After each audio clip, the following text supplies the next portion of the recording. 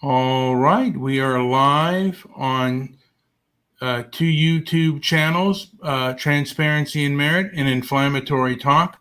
We are also live on our X channels, uh, Walk Against the Woke, and then Transparency and Merit as well as Mr. Midnight Movie.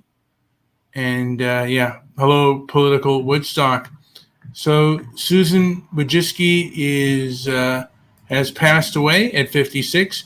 Rest in peace. Wait, are you kidding me? You didn't know that? I did not know that. She's quite young. What happened? Joey, she died of lung cancer. She died at 56 with her battle of lung cancer. I believe she was born in 68. This might be the first censorship-related death that I can think of. Joey, let me also add that I sent you a text saying Susan Wojcicki, rest in peace.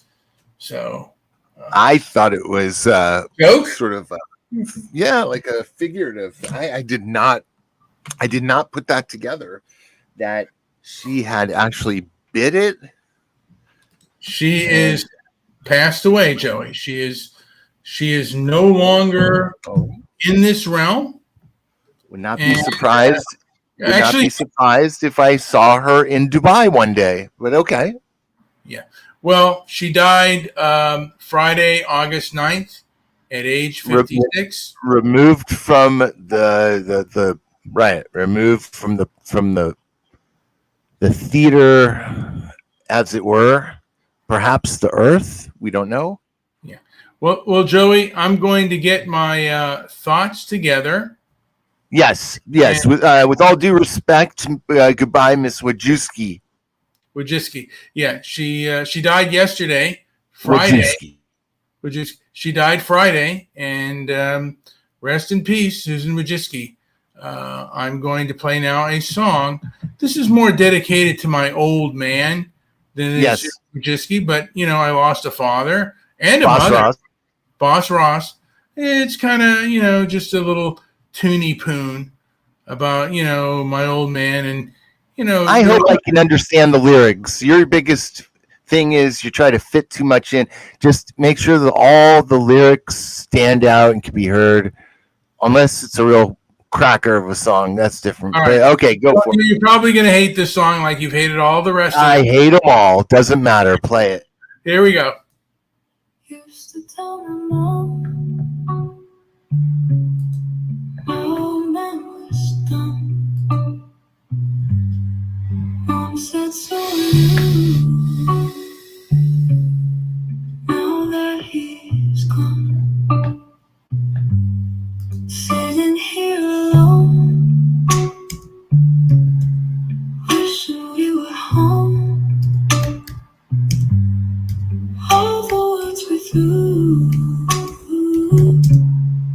feeling so blue. Wish we could be stupid again, laugh until the very end. Every moment that we spend, wish we could be stupid again. Now I'm thinking back, lost what I can't track. Conversations past, time went by too fast. Searching for the spark, once bright, now it's dark. Want those silly days, bring back our old ways. Wish we could be stupid again, laugh until the very end. Every moment that we spend, wish we could be stupid again.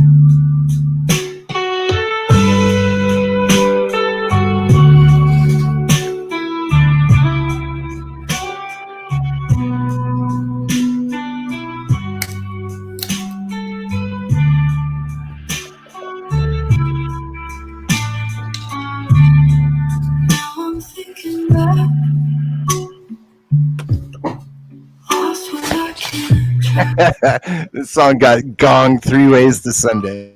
Oh, go to hell. You're censoring me already. Searching for the spark. Once bright, now it's dark. All right, since Joey hates the song, and I don't want him to drown in his own cock. It's not so bad. Maybe if I was on 15 Xanny bars, might be nice. So as I've said before, Susan Wojcicki. Wojcicki. Yeah, I think it's Wojcicki. But yeah, I don't know how she said her name. And how do you know people are gonging the song, Joey? What? No, I gave it a nice gong. Yes, I gave it. I gave it the. It's your own gong show, and the gong show. Okay, well, let's get into Susan Wojcicki. Yes. I might just Wikipedia her, just her exact date of birth. I think she was born on 666. Oh, give me a break. She was born July 5th. She was born July 5th, 1968. That wasn't too far off. And yeah. She was born July 5th, 1968, and died August 9th, Friday, August 9th. She was an American business executive who was chief executive officer of YouTube. Now, were you a fan of Wojcicki? No, I thought she was, she was not very transparent. Right. I think YouTube lost a lot of transparency, and as far as I'm concerned, I know she had probably a long resume and maybe some merit to kind of. What am I trying to say? It made sense, I guess, that she was in the position she was at. It was justified, but the transparency and so many other negative problems for the users happened during these last few years. Unfortunately, You know what? To me, Susan. And look, I'm not saying her as a person, because I never knew her, and there are folks, like particularly her family who are grieving, who loved her and are grieving her. But for the broader culture of people out there, she aligned with people who basically stigmatize those that disagree with them. They objectify, and they stigmatize those who disagree with him. True, and I have one response from Mr. McHugs in the chat room. His comment. What? Gets one a big gong. You get a gong. I get a bong. Now, is that for the song? Are we still going over with the song that you don't? Oh no, Stabby said, Mr. Midnight and JP, is this 2011? I'm not sure why he's saying that. What's 2011 about this show? Give me a break, Stabby. Julio. Debbie is no longer doing shows anymore, so. She's. I don't know what. We're the only ones carrying the torch from that period of time. We are carrying it. Yeah, Goofy Bone is gone. The only one that's still around is Marijuana Happy Hour. And have you heard from Nikki Smokes a Lot at all, Joe?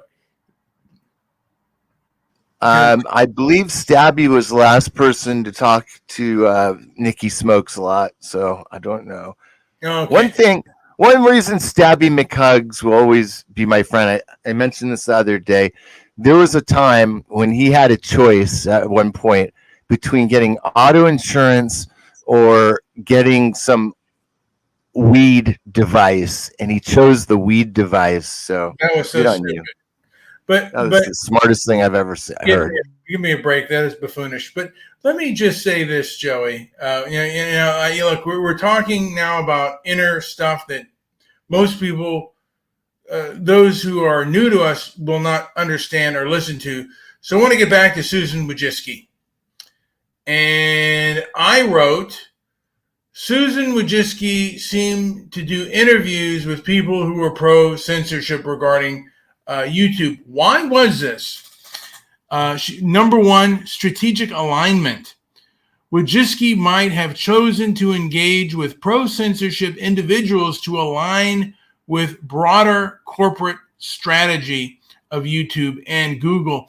And again, this corporate strategy is part of the establishment. These are culturally captured people. And if you go against their narrative, they want to crush you.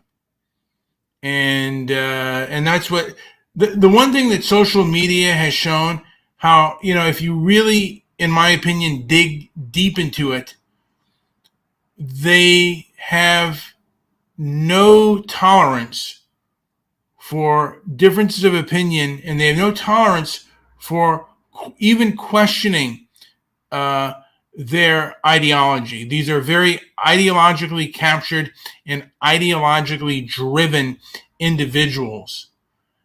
And my thing is, the best thing that we can do as a people is begin to boycott some of these woke nonprofits and some of these companies that mistreat us and act horrible to us. So, number two, corporate culture of Google and YouTube under Wojcicki's leadership might have emphasized a certain level of control of content to maintain a specific image and avoid controversies that could impact their brand negatively. Now, they say that the ad apocalypse started in 2017. I believe there was an ad apocalypse that started even sooner with regards to hate speech. And the first time they tried to control the narrative was with regards to hate speech, and then it became misinformation, and then it's a combination of two. And again, when they misinform, they get a pass, but when we misinform or are wrong, we get punished. There's a two-tiered justice system with regards to what's allowed and what isn't, and particularly with regards to legacy media. And that's one of the reasons also why people should just band together and begin to say, hey, we won't buy products from you if you disrespect us. We can decipher for ourselves what is misinformation, what is good information, and what is bad information. And they treat us like trash. Okay, number three would be risk mitigation. Interviews with pro-censorship figures could have been part of a strategy to demonstrate YouTube's commitment to understanding issues like misinformation, hate speech, and harmful content. And I kind of want to get into, again, when these people were writing the scripts and stuff, they first showed themselves to be like very, they wrote themselves to be understanding. They wrote, All in the Family, the meathead, the Archie Bunker was not compassionate and he was awful, awful. And Meathead was understanding, but in reality, Meathead is the authoritarian. He's the Archie Bunker. He's the one who wants to put you in jail. He's the Pol Pot. All right. In the name of diversity and a bunch of other ridiculous attitudes. Yeah. It's really it sounds like Marxist mumbo jumbo. And again, anytime that you challenge their ideology is when they come after you. And the fangs underneath their sheep's clothing has come out, and now again they're not even, they don't have the wool. They're full on wolves. These, like look at what's going on in the UK right now. These people are vicious, and this kind of behavior is also going to come to America as well. Trust me in that. Sooner or later, this is the UK is just a blueprint on what's going to happen in America. Number 4, public relations strategy: engaging with pro-censorship individuals in interviews could have been a public relations tactic to show YouTube was taking a proactive stance on content moderation, appealing to certain segments of audience and stakeholders who shared stricter controls. Stakeholders. Who are these stakeholders? Not the audience, because the audience, again, who took, and the last thing that they did, and I think the ADL was instrumental in this, was taking down the thumbs down ratio, the thumbs up, thumbs down ratio. So things like, what is popular and what isn't. These bloviators couldn't handle that their stuff wasn't popular, and they want to manufacture popular consent. And that's what they're doing right now with the campaign. They are trying to manufacture popular consent. Internal policy: interviews with pro-censorship individuals might have served as a platform to advocate for internal policies that were already in place being considered within the company, reinforcing the company's stance on content moderation to the public. And I believe that, yeah, but the thing about it was internal. It wasn't something that they were, as open about, because they never, like, anytime they canceled somebody or got rid of somebody off of their platform, they would never give that person a public hearing or even explain to people why. Number 6, avoiding controversy. By selecting pro-censorship interviews, Wojcicki might have aimed to steer conversations away from more controversial aspects of YouTube policies and actions, focusing instead on the company's efforts to mainstream a safe platform. And who decides what is a safe platform? And number 7, an echo chamber effect. It is possible that the selection of pro-censorship interviews reflects a tendency to engage with like-minded individuals. And I think this is and let me remind you, only the author can tell you exactly what the definition of safe as it's used in I don't know what it means in their warped world, but anyway, sorry, go ahead. Yeah, you're right. And they wanted to engage with like-minded individuals, reinforcing existing views and strategies within the company without necessarily seeking a broader range of perspectives. And 8, external pressure. Did I say number 7? The echo chamber effect. It is possible that the selection of pro-censorship interviews, a tendency to engage with like-minded individual, reinforcing existing views and strategies within the company. So, and that's a big thing. There's a large echo within the establishment elite. There's, never before have you seen such a large echo chamber of people and they cannot, for whatever reason, they just cannot fathom other people's points of view. Again, they see you as an object. When you go against them, they will objectify you and they will stigmatize you.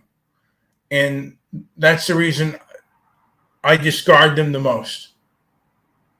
Don't objectify me. Do not stigmatize me.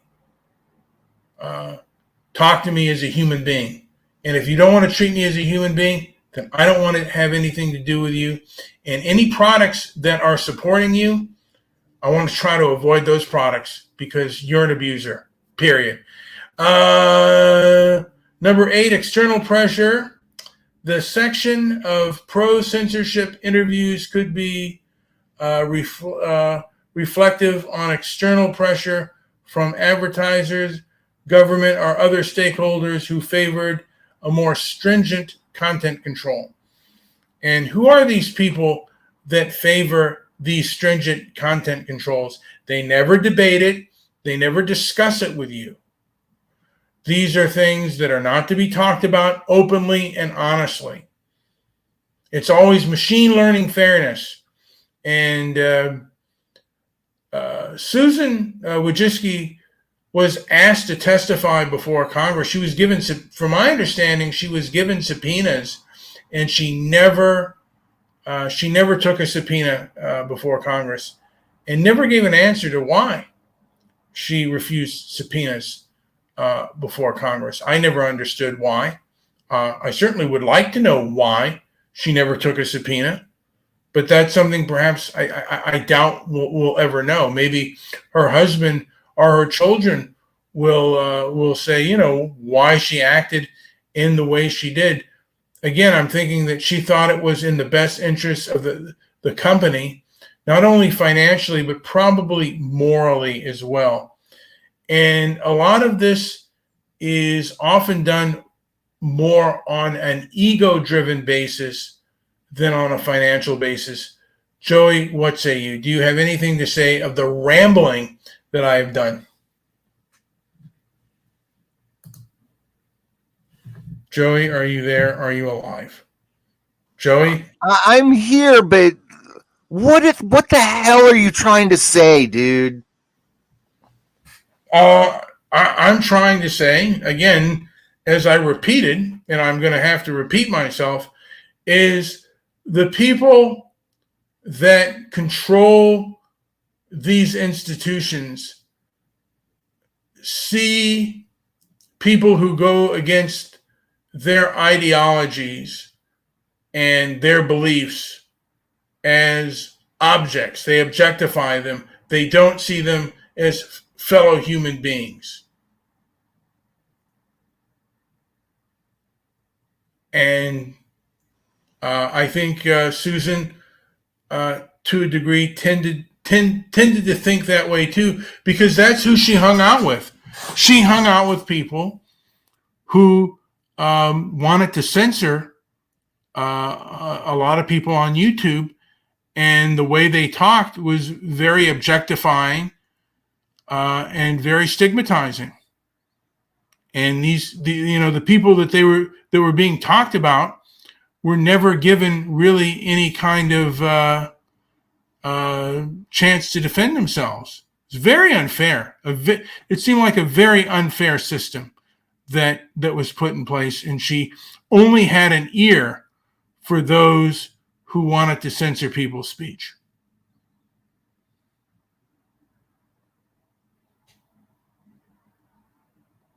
Am I going to get a response, Joey? Joey, I might. Well, that's the issue we're talking about with transparency or lack thereof. Hello there to Earl Lee Grace. Yes, they view them as livestock, and I can't. You know what? You are not far off the mark. Right? The whole chattel, the whole basically using the flat earth 2D dimensional XY axis piece of paper that is delivered to us, and we're supposed to accept that as somehow as our reality, but that's used to the benefit of people like and I don't want to say Susan, because I feel like perhaps she's some sort of actor that's used as a faceplate. I don't know. I'm just saying, like, I don't know her personally, so it's hard for me to kind of get into the psyche of someone like this, but understanding that how the corporate legend has sort of evolved and taken on this very literal interpretation of an Ayn Rand book or something. It's gone completely psychopathic, ridiculous. And I really like Earl's comment there. That is a someone who's kind of on the money, learning about how this whole thing really works. And then we go from that to a comment by someone who doesn't have a clue. Leave her alone, you cretin. I think she's talking to you. She's probably talking to Stabby. Oh, she might be talking to me. Leave her alone. I don't know. Leave her alone. Is that meant just for? Let me ask you, Joey. Is that meant for like Susan Wojcicki to be left alone? Leave her alone.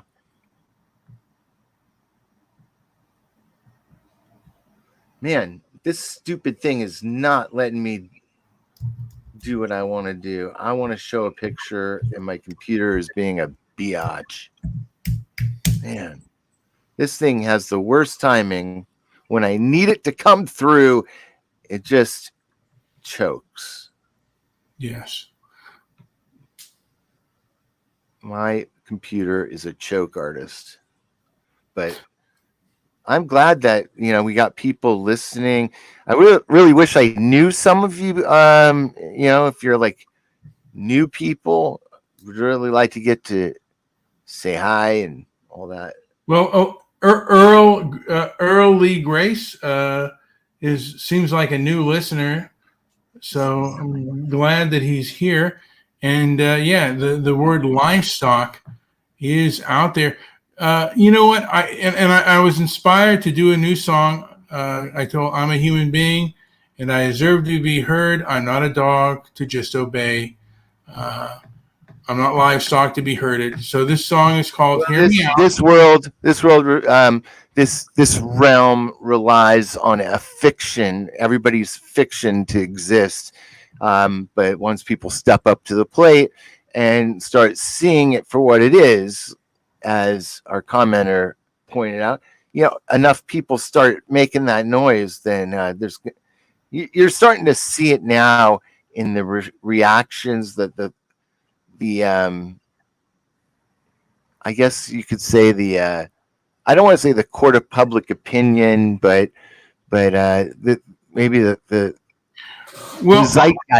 zeitgeist is allowing, there's certain words and concepts and ideas that are growing within the zeitgeist, and I do feel a shift, but obviously these people do not think that the court of public opinion is that is too much for the public to handle, and they have to be herded like cattle.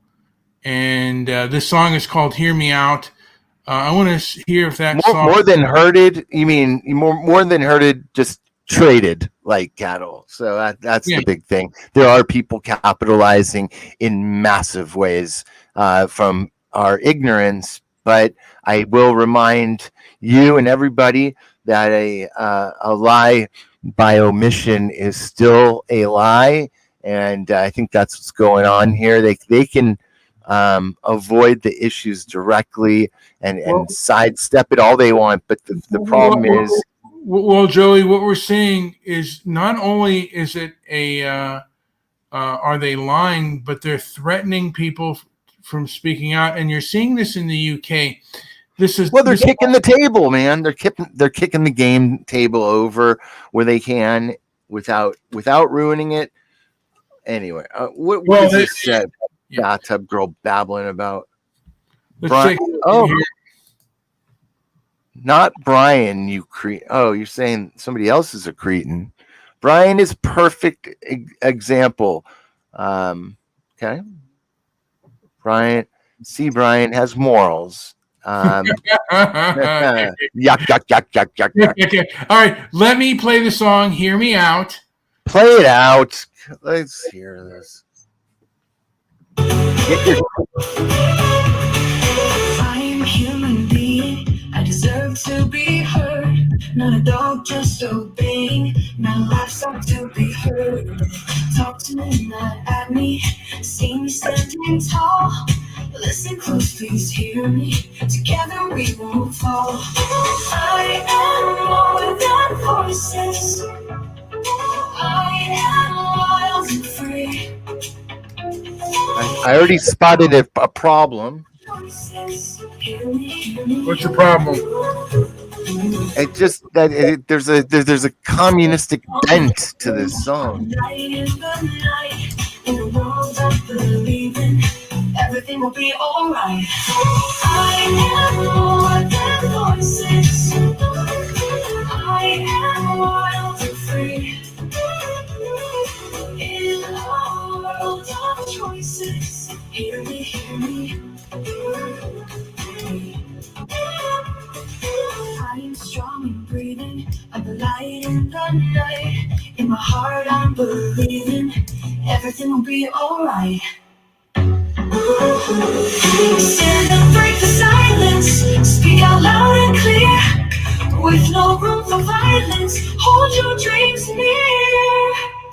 Go more than voices. I am wild and free. I am more than voices. I am wild and free.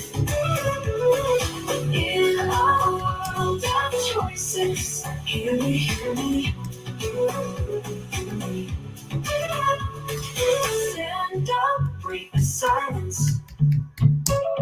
Speak out loud and clear. No room for violence. Hold your dreams near.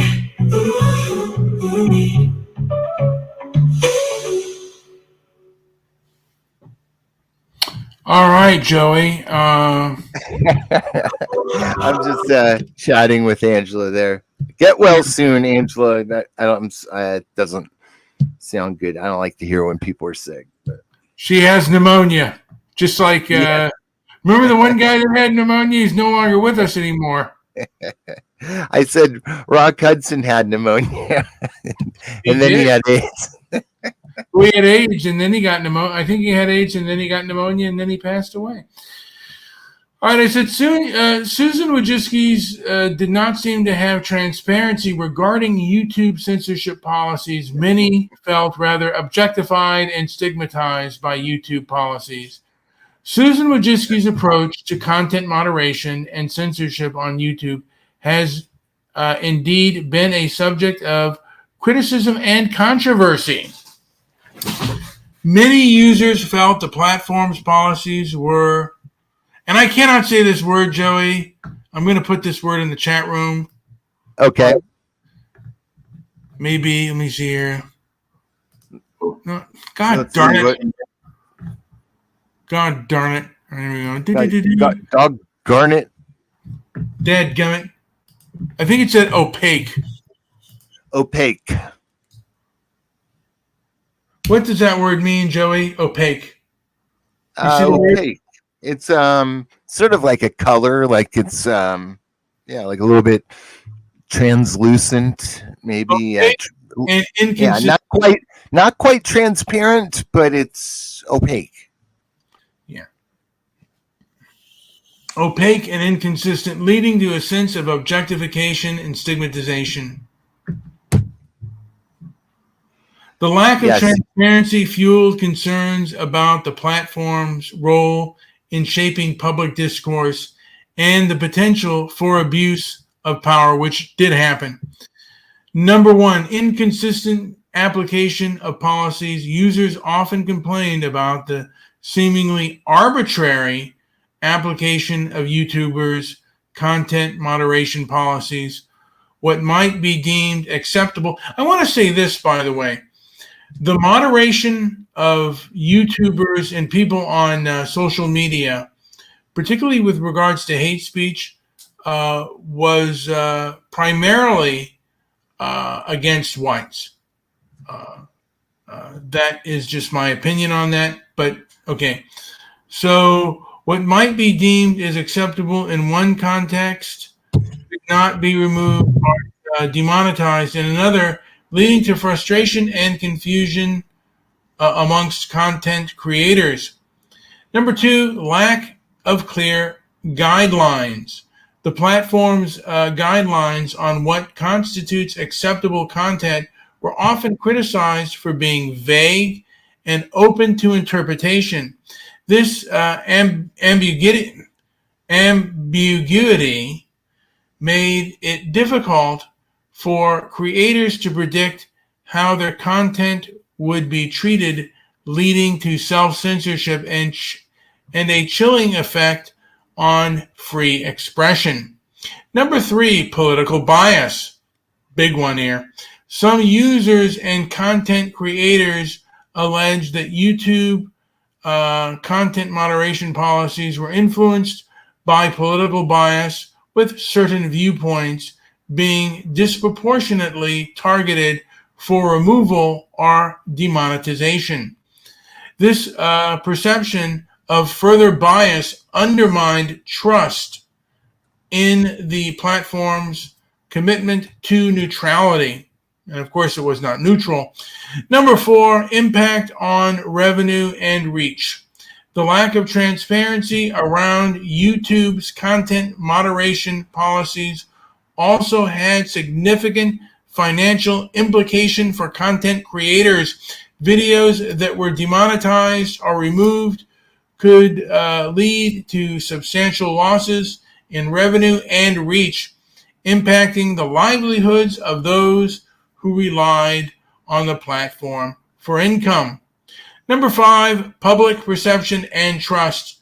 In that word, opaque nature of YouTube's content moderation policies contributed to broader erosion of public trust in the platform. Users and content creators felt their concerns were not being heard or addressed, leading to a sense of frustration and alienation. 6, legal and regulatory concerns. The lack of transparency in content moderation policies also raised legal and regulatory concerns, with a sense of counties and organizations calling for greater oversight and accountability from YouTube and their social platforms. Number 7, impact on marginalized communities. And this is, okay, the opaque and inconsistent application of content moderation policies. Disproportionate, I don't agree with that at all. Rourke, you're full of caca. All right, Joey, is there anything to add, by the way, before we call this show? Well, yeah, I'm just looking at the chat board, of course. And so I'm seeing some comment. I'll post one comment here from political douche stock. Here says, Brian is very much like a white nationalism. Give me a break. I mean, it's after all these years, if that's all you can come up with. You're so blind. But she says it's not a bad thing. I'm glad I'm not. But she's blind in her right eye. Okay, well, that bodes well for some people, maybe. Yes. And Angela and I, again, there are things I absolutely do not agree with. I am, I guess I could be considered a nationalist. People in other countries can be very nativist, like African. Many Africans are very nativist when it comes to their country. However, people in Europe cannot do the same. The UK cannot, nativists are shut down completely. And again, a lot of these Africans that were nativists, they kicked all the whites out, like in Zimbabwe, and then they want to be welcomed with open arms in Europe. If that's not hypocrisy, I don't know what is. Joey, what say you before? Do you want to continue the show, or do you want to end it? And I'm enjoying the show because there's some input. We've heard from people we haven't heard from. I'm loving it. I really enjoy that, and I still would like to hear more voice, especially from people we have not met yet. Don't be shy. Step right in. Say hello. I think all voices are welcome, and I've always enjoyed that the most. It's just to figure out who the hell has actually tuned in, and it's really hard to keep people's attention these days. So I do appreciate it if you have hung out with us today, and definitely come back, subscribe, join us whenever you can. But commenting is going to be the fuel that could actually take us to that next level. Stabby seems to think that we're doing the same thing we were in 2011. I disagree. It's gotten worse. We've gotten worse in many ways. We just don't fart as much, but yeah. I do think the sound quality maybe has improved a tad. Just a tad. And we don't have anything special lined up. I know tomorrow I really want to do a show.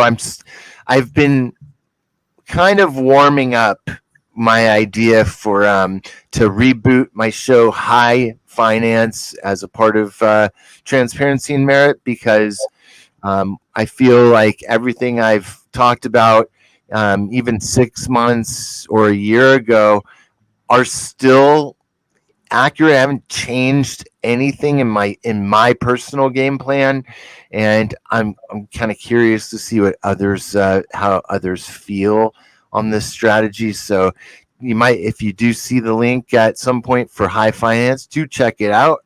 I'm going to try to get one up for tomorrow, though, for sure. Okay, this will be the last thing that I read, and it's a long one. Susan Wojcicki. What the heck are you reading? Are you reading AI garbage? What is this? This is from Grok, Joey. Grok sucks, dude. Grok, give me a break. God, Grok sucks. All right, Grok you. This is Susan Wojcicki, Stefan Molyneux. All right. Let's hear it. Floyd censorship.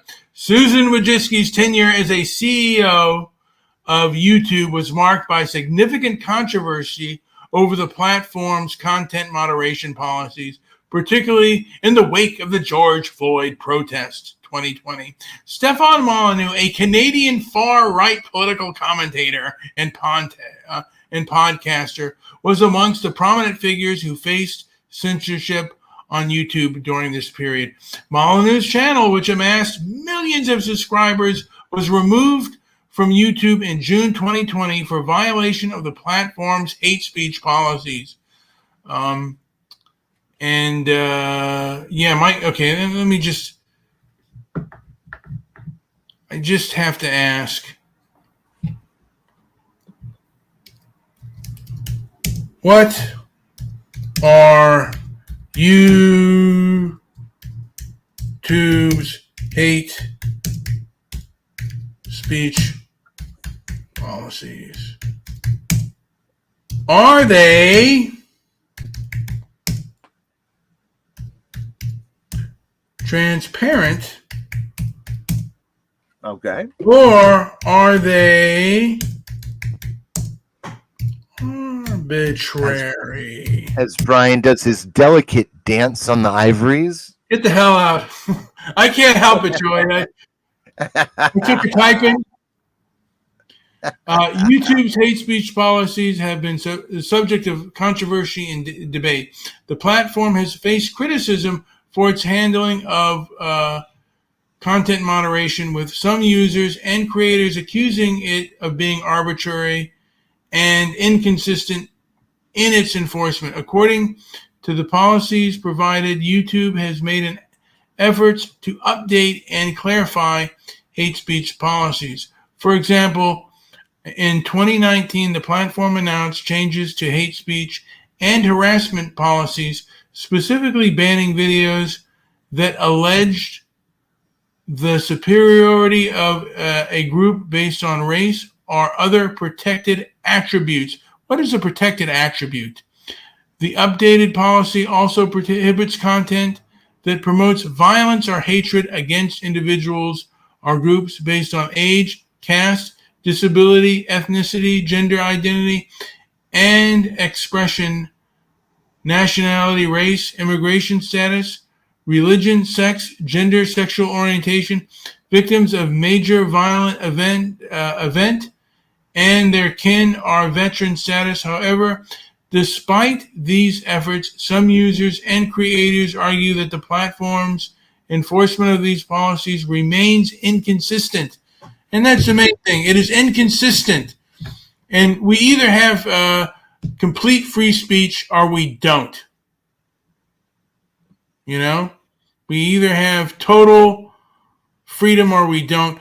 Joey, we've been on here for 46 minutes, and I'm becoming a broken record. And do you have anything to add to this Schnooky Poppy comment? And by the way, I want to say that anytime there's been new technology come out, there has always been moral authoritarians that tried to take over that idea. The most recent was film. We had the Legion of Decency. I mean, we had the Hayes Office, and then we had the Legion of Decency. Okay, well, I'm just going to pose this theory then, because anytime we are introduced to something new and positive and good, we do know that we're not the testing ground. Like these are ideas that have been going on for a very long time. So I'm also wondering if before these things reach the market, are they allowing certain players to be vetted or whatever to be part of that? So when it does become part of the mainstream, this is just me pontificating and theorizing, but does that make sense to you? Like by the time a new tech gets to the market and gets to the public, there's already a built-in sort of leader or market maker, if you will. Well, I mean that's true. I mean, I was. Nick hasn't been around us in a while, and he's out of in like. Do you think Nick will ever walk again, Joey? Nick, you know what? I don't care. I want to grab Nick by the handlebars of his chair and just run with him really fast and let go. And if that happens to be at the pier, bye, Nick. Bye. Well, Nick, Nick, we can drive you off a short pier anytime. Yes, we love you, Nick. Nick, you're the best, dude. So so long as you don't have pneumonia and get us sick, because we were going to meet Dennis, but Dennis sounded like he had something horrible, and we didn't want that monkeypox. So, I'm excited Nick's here, though, dude. Welcome into the show. Now, weren't Nick and Dawn almost boyfriend and girlfriend? And I saw pictures of Dawn. I think that Nick was too much of a man for that woman, but I won't talk about the other deceased. So. Yeah, she is gone. But I should. Good God, I'm really being horrible. And Dennis is also no longer with us, man. And it's Dennis is no longer with us. The wizard. I love Dennis. Dennis was one of my best friends on here, dude. I really enjoyed him, and so I saw his decline. He was a real heavy drinker and whatnot. So, I was kind of sad. Yeah. And there's no faking the funk on that. I really every once in a while, his Dennis pops up, and I have a lot of data and stuff that I go through, and old hard drives, and he's on there. So Yeah. there's no avoiding it. Well, Joey, I just wanted to add that again, it's kind of like a religion. And when cinema started to become, when the talkies started, when we started to go out of the silent era, films in America began to become much, I believe, a lot more popular once the silent era was over. And that's when people really wanted to gain control. And that's when the Hays and the Catholics in America thought that the Hays office wasn't doing enough, and they started the Legion of Decency.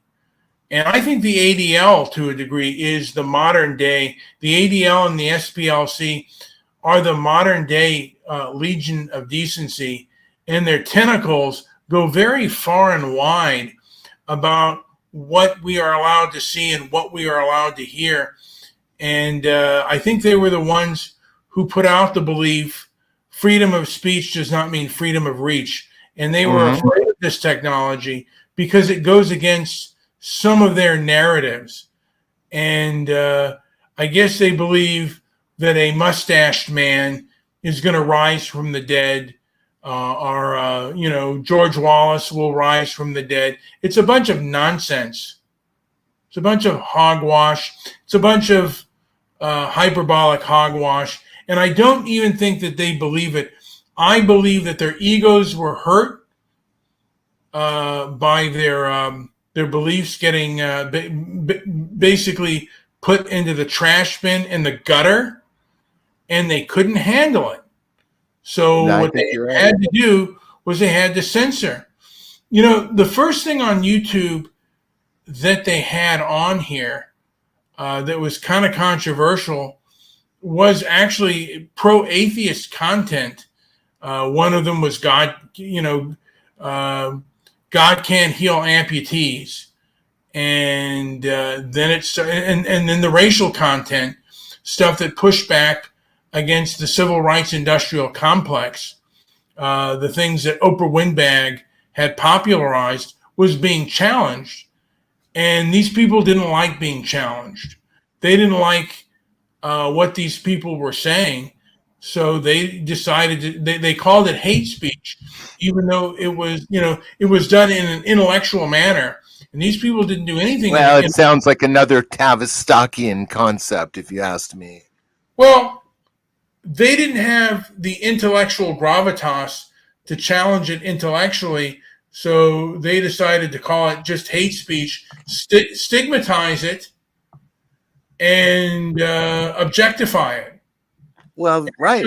And this is that's maybe not in this particular case, but this is what Tavistock does in effect for at different varying levels of the corporate world, and gives a lot of narratives for the social structure.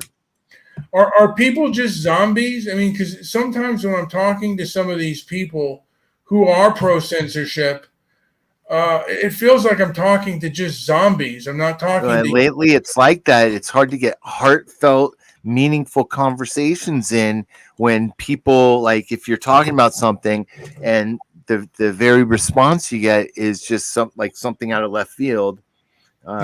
Yeah, that is happening quite a bit. I've witnessed that. And if you ask them any questions, they just want to shut down what you say. Yeah. And it seems like it's very female in nature what's being done. I could be wrong on that. It feels I'm not so sure if I'd identify it in that way. Especially you're treading on dangerous waters in today's world because the whole gender identity thing. Well, it's just bizarre. A person who adds a layer.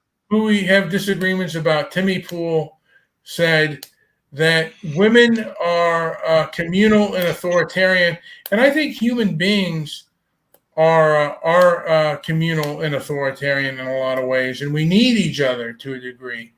That's why cancel culture is so powerful. but these people are not necessarily doers. They're not necessarily accomplishment people. And to me, it's about time that we get the will of the people together, enough of them together to say, you know what, if you're not going to respect us as human beings, as thinking human beings, then we should Brian, go our separate ways. Yeah, go ahead, Joey. To me, it's about knowledge. I think people are starving for real knowledge, for foundational, irreducible knowledge, truth, if you want to call it that. But I think. Hold on. I want to ask Mr. you, Rude guy. I want to ask you, I think there are good people who are there. I think we are there, and the word is growing. The pressure is, and I think change may be something that a lot of the zombies are afraid of. That's absolutely thrown out of the lexicon of the egomaniacs. But go ahead. I'm just kidding. I just got hushed by a monster. But I was going to ask about the meme, Joey. Do you think Susan Wojcicki would have a cross on her tomb? Actually, is that a cross on her tombstone, or is the tombstone next to her? I think Wojcicki would have a Wojcicki star right behind her. Now, Joey, when you die, are you going to have a Star of David over your tombstone? I'm not a huge Hunter Thompson fan, but I do like what he did. He got cannonballed out of and fired off into the plains in Colorado. I mean, whatever you gotta do, smoke them if you got them. I don't know, but maybe I'll put you in you know what? I'll build a rocket ship and I'll put you out into outer space that you don't believe exists. I'd rather go somewhere that I know is real. So maybe being planted into the earth by a tree or something. Who knows? You're getting outer space. Yes. I'll blast you off to the moon, like right on. We got to take on some of these old sci-fi movies, and it's just the ridiculousness of them. It's no, I don't want to veer off too far, but sci-fi was really rejected by the masses at first. It was a hard sell. Well, we are writing a thing right now, and like the moon landing, and one of the main characters says, "Why don't we just go to the Three Stooges, go to the moon?" That's what we should be watching right now. The Three Stooges. And again, what we should be, when you see some of these pro-censorship organizations. They're like the Three Stooges. They're almost like the Three Stooges. You already know the lines that they're going to say, and it's almost like. I will add this. Just to jump back for a second, I know things are changing big time because I have like Angela, a boomer sister. Okay, I think they're probably identical age. But she is the most thick-headed, impenetrable head to get an idea across to. She happens to be a big Trump fan and all that, and she lives in Arizona. And what she said to me the other day is she's completely and she is a child of what I call were like the three, like the Summer of Love, the three main really bad programming, disinformation, whatever, was the moon, Manson, and Woodstock. And her mind was, she thought I was crazy for the longest time. I hear every word. She called me every name you can imagine because of my take on the moon. And she told me the other day, she had completely changed her thinking, and she now thinks the moon landing was completely faked, and entertains the idea that maybe it was just filmed in a studio in Hollywood. And I was like, yeah, all right, good for you. Okay, welcome to reality. How's it feel? Anyways, that's one for the boomers. You know something, Joey? Yes. Let me think about this. Think about what? ready. If people who are at this point, if you are believe the moon landing happened, you are absolutely in the minority, like way outnumbered at this point.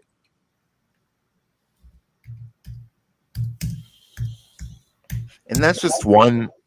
It's just one thing, but when you think about the social impact of that one event and how much, I mean, just how reinforced it was within, and how media was used to reinforce. It may just seem like one story or one thing that happened, but the consequences of that are absolutely freaking staggering when you look at it. And I'm just going, I'm looking at the reality of it. And I'm a bit of a social scientist, so I do get into these things, and that is where my science application is. Anyways, but go on. Joey, I've written a song as we're talking. Thank God. And I want you to, and then I want your honest critique of this song, which you probably think it sucks. But before you'll know by the gong or the absence of a gong. I want you to start the gong, like at least give it about 15 seconds, 20, half a minute before you decide the gong. Got you. I'll give it a chance. There it is.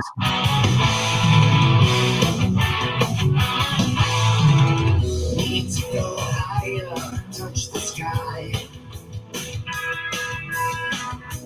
Rocket flames burning bright.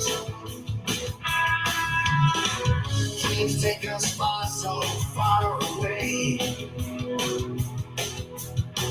Metal birds screaming into night.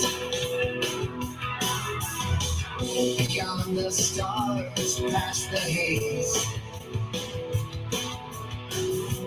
Mystery calls, no time to waste. Moon's a cradle away from lies. On this ship, no disguise. Fly away, rocket to the moon. Chasing stars, tomorrow's so soon. Trust is raw, hearts full of speed. To the moon, wild and free.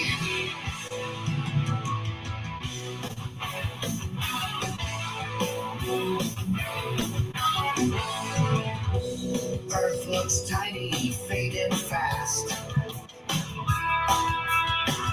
Space goes on, nothing lasts. Gravity slipping, hold on tight. Lost in wonder, endless night.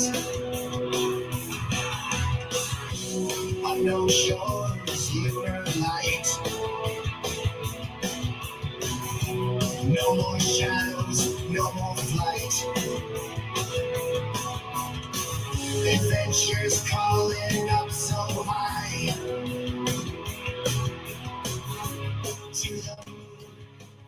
Joe, what did you think of this song? Are you still alive? Okay, so I'm getting a little bit of maybe like a Rick Springfield kind of vibe. No, not bad. I'll give it a not bad. I'll give it a 6. Okay, so you didn't get out your gong for that one. I had to, you know what? Because the vibe of it was not bad. It held up. All right.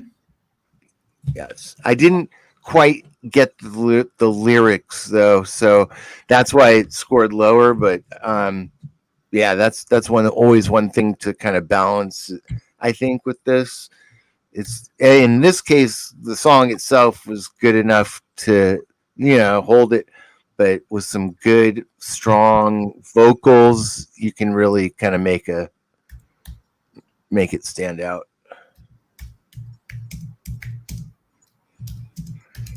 Political Woodstock says that is false information. JP, stop it before you hurt Brian.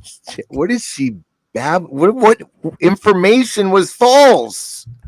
Well, anytime you say anything about the moon landing that didn't that you say that. Oh, you got to be kidding me. You've got to be okay. Well, this is an opinion, so I'm just, and it happens to be fact that more people now are open, or I don't want to say believe, but feel that there is some sort of alternate story than what we were given. Sadly. But people like Angela still want to believe in stories like Manson and all these serial killers and so fine. Joey, I have some. This song is called "I Love Me," and this is Playful Pop. Here we go. Yes. Oh, thank God. Yes.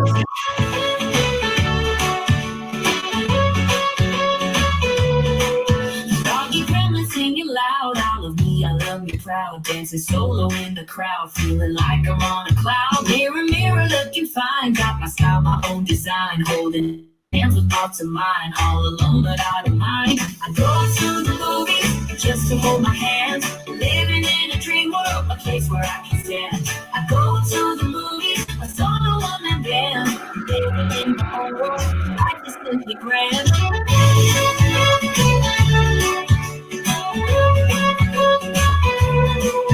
Walking down the avenue, singing songs that make me new. Got no worries, got no blues. Life's a stage where I debut. Loving me is what I do. Happiness in every hue. Every day a rendezvous with myself. All times are true. I go to the movies just to hold my hand.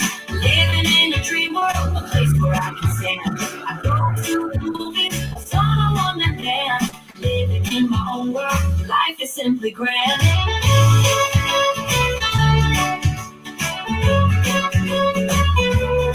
Double gonged.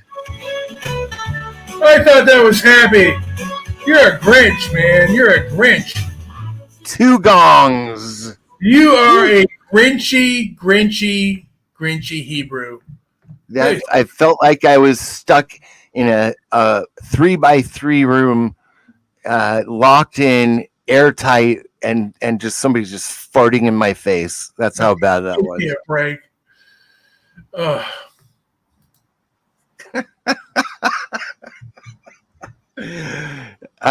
Theater of the mind, people. Woo! What time is it? Anyways, we're almost at 10 o'clock Pacific time. And Brian, you do have a fan on that one, by the way. Angela says, cute song. Of course you would like that. Good Lord. And she's crying for one angry Jew, whatever. Now, my father remembers the Froggy Gremlin radio show known as Smilin' Ed Buster Brown Gang, and later Andy's Gang went and moved to television, had a long and successful run. Actually, it was Andy Devine that Andy Devine, who was John Wayne's co-star in Stagecoach 1939, and I was at 62, The Man Who Shot Liberty Valance. Wow, what a great song. Yeah, and what a great movie, by the way. Hiya, hiya, kids. The show featured a mix of adventures, and he would always say, pluck your magic twanger, Froggy. And I don't know if that'd be allowed today or what the deal was, but that's the way it happened. And Joey, do you think we've kind of played this one out, or do you have anything to add before we call it a day? I want to get your opinion on something. All right. If I can get the audio going. Oh, it seems like there's some sort of okay. Never mind. Oh, damn. YouTube's just acting up. No, YouTube's acting up, but I'll have it in a second. I do want to hear this out because I think it's such a good. Will it work? I think it's such a good song. Do you have any other songs, by the way, that you're working on? You know what? I might get another song. Why don't? Yeah, I think you should get that one together, and then I'm going to play this one at least for like maybe a minute. Mm-hmm. Here we go. Hopefully, come on.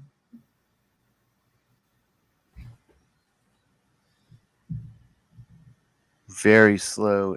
Yes. Now we can only play that song for a little bit, Joey. Yes. When Liberty Valance rode to town, the women folk would hide. They'd hide. When Liberty Valance. Yeah, we're not monetized. It doesn't matter. I know you too. That's another Susan thing. Rest in peace, Susan. Well, you know what? If we're going to play a song, a John Wayne song, we can play the Ballad of Ethan Edwards, which I don't think you like that much, though. You didn't, but you know what? Since we're on that kick, this is from the Searchers. Ethan Edwards is the main character in the Searchers, so let's play it. All right. I got it here. Okay. Oh, you got it. Gather around, folks, I'll tell you the tale of Ethan Edwards, weathered and frail. Fought the great war, blood and dust, lost his soul along with his trust. Brother's king fell to the Comanche night. Ethan swore vengeance, eyes burning bright. Plains whispered secrets, harsh and cold, in the land where the lost and the lonesome roam. Oh, Ethan Edwards, wanderer be, chasing shadows neath the lone oak tree. Hard like iron, so turned to rust, in the endless quest for what he must. Sun beat down on the desert sand, with his rifling hate, he took his stand. Eyes like fire, cold as stone, every step taken deeper along. He roamed the land where the buffalo ran, seeking retribution, aim of his clan. His horse wore thin, more bone than flesh, in the wasteland where the spirits thresh. Oh, Ethan Edwards, wanderer be, chasing shadows neath the lone oak tree. Hard like iron, so turned to rust, in the endless quest for what he must.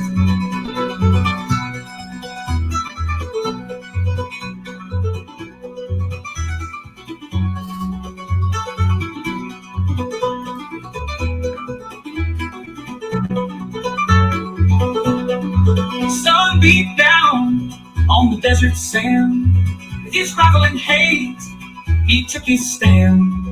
Eyes like fire, cold as a stone, every step taken deeper along. He roamed the land where the buffalo ran, seeking retribution, name of his clan. His horse wore thin, more bone than flesh, in the wasteland where the spirits thresh. Oh, Ethan Edwards, wanderer be, chasing shadows neath the long oak tree. Heart like iron, soul turned to rust, in the endless quest for what he must. All right, Joey. What did you think of that? Is that, do you still, did you not like that song as well? You know what? If you're going to try to jam a story into a song, it better be concise. And if you're talking in paragraph form, it's hard to keep up, period, because he's not speaking the way that we speak. He's singing. And so you've either got to be at that tempo. It just makes it a mess. So you got to really be careful. That's where songwriting comes in, and you have to eliminate what does not belong. Somebody famous said, I can't remember who, but why say something in 7 words if it can be said in 4? I mean, you are more than right on this. Joey, is there anything to add before we call this show a day? Well, yeah, I think political Woodstock is insane. Oh, give me a break. She's, except for the white nationalist part, I think she might have. How are you white knighting her? She is completely off her tit. Nothing she says has any merit ever. None of it is valid. She's racist and she's hateful, and she's a lot like my sister. So, I mean, I don't hate her or anything like that. I just think she's wrong. Now, Joey, is there anything to add before I play us out? And I think I'll play us out again with the Oxbow incident. I'm going to play the singing version. Why not? I would like to know if there's any other. Yeah, let's play that and see if any other comment, like last chance. If you haven't said anything, go ahead and make a comment now during the song. Now, you could address that. All right. Now, by the way, this song, by the way, was just taken from the words of the last words of the film when he is reading. There are 3 men lynched, and one of them writes a letter. And the letter was in the film. The letter is read by Henry Fonda, and this is that letter sung. So, and there's one that has both spoken and sung. I'm thinking, I'm leaning more towards the one that is just sung, but I like them both for different reasons. I think there could be a video made of this, and I think that there could be a woman singing this song, like to her son or to her daughter, about what happened to Dad. Just an interesting point there. But Joey, let's play this. Is this from any particular time, or when is it supposed to take place? I think in the 1870s. That's a factor. That's a major factor. That should be prominent in how it's portrayed and musically as well. It might be 1880s. It is after the Civil War, and I think it was the 1880s or 1870s, and I don't quote me on that of what year it takes place, but it's stylistically, there's modern bluegrass, but there's also traditional bluegrass. It seems that sort of style could be a benefit. Yeah, the story takes place in the Old West shortly after the Civil War. And it's about, the song is one man's he's writing a letter to his wife about him being lynched. And he adds the man there who's writing, if you see the Oxbow incident and the letter being read, this is it. So let's play that real quick. And Joey, I think a lyric in that should also say maybe as part of his final meal, it included beans. Well, it didn't. Give me a break. All right, Jesus Christ. Roger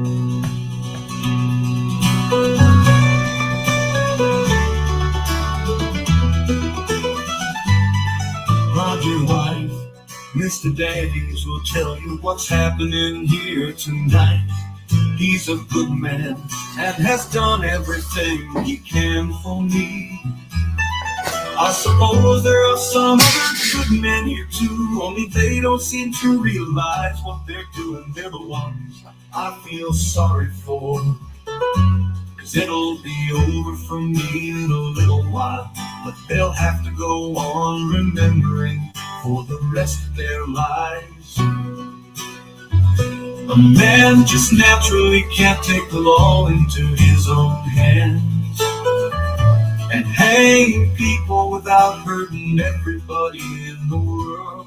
'Cause then he's just not breaking one law, but all laws law.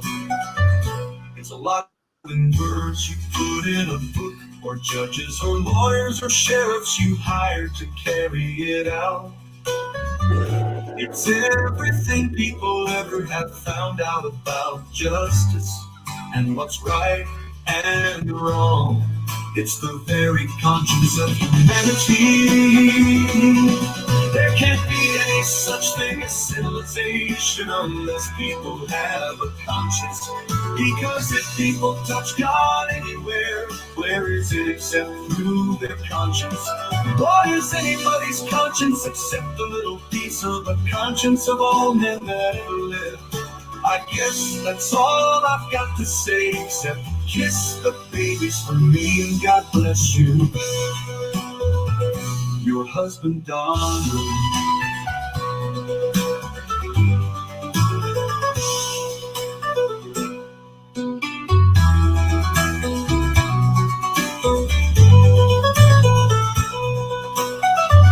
'Cause it'll be over for me in a little while, but they'll have to go on remembering for the rest of their lives.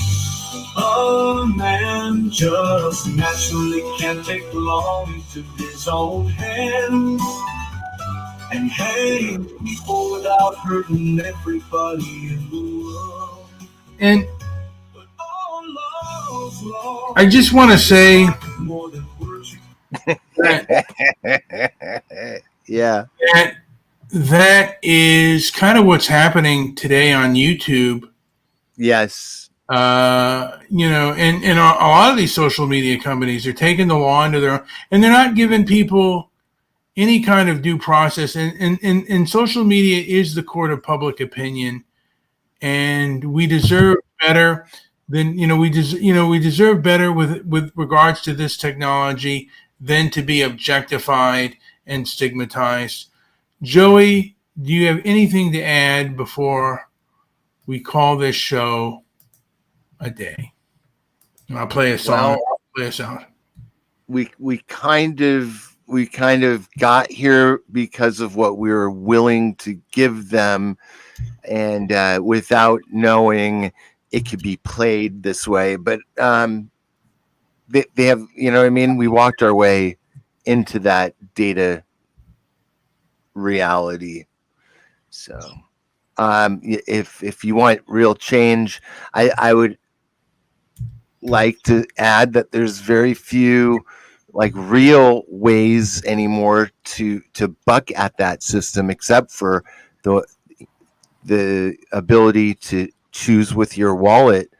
Just be a conscious shopper, just be conscious of where you're buying your products. Not always easy. That is a challenge. But if you're willing to go that one extra step before handing over your credit cards or your cash or your shekels or your whatever it is, like you definitely, if you have that ability, take these people, take them to task. They're charging you more money to get the same garbage, and if you have questions, it's your obligation, it's your duty. Stand up and ask it. That's all. And that's a challenge, man. People are complacent and they're happy getting fat. And most people don't even realize that Coca-Cola what made Coca-Cola so great was cane sugar. And you cannot, it's hard to find any drinks at the supermarket that don't use high fructose corn syrup. I mean, that's just one thing, one little thing. Like if everybody woke up to that reality and was like, oh, maybe all of our food tastes like shit because they're putting shit all over it or whatever, Anyways, you start asking questions, one question at a time. You have the right, as a human being, you have the right to ask questions, and you can decipher good information. I mean, Joey and I believe that human beings should have the right to decipher good and bad information in this modern world of technology. And you know what? If you think we're full of caca, you have the right to say you're full of caca. And you have the right to say anyone else is full of caca too. And you are, again, human beings have the right to decipher anything they want. I'm going to lead us out with an old man's wisdom. This is folk reflective. Like it, subscribe, leave a comment down below. Joey, anything to add before I call this show a day? No.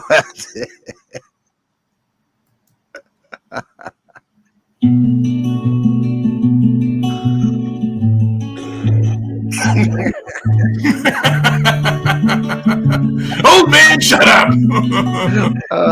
Here comes the old man.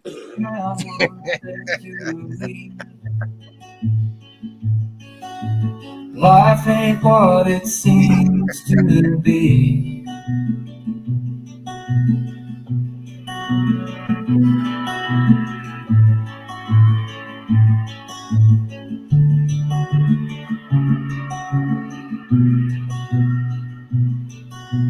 Qualities of fleeting ghosts. Freedom's where we hurt the most. We all need help from time to time. In this world, it's a steep climb.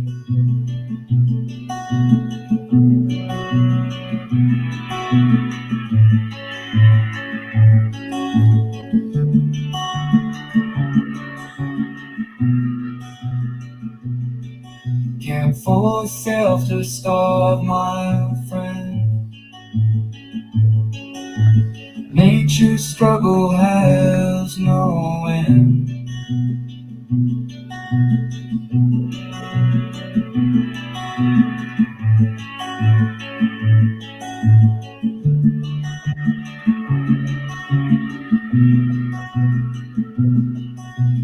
Conquest is a part of life.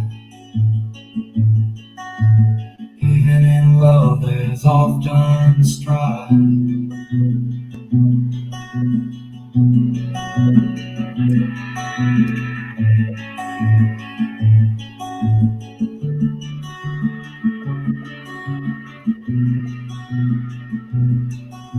We all need help from time to time. In this world, it's a steep climb.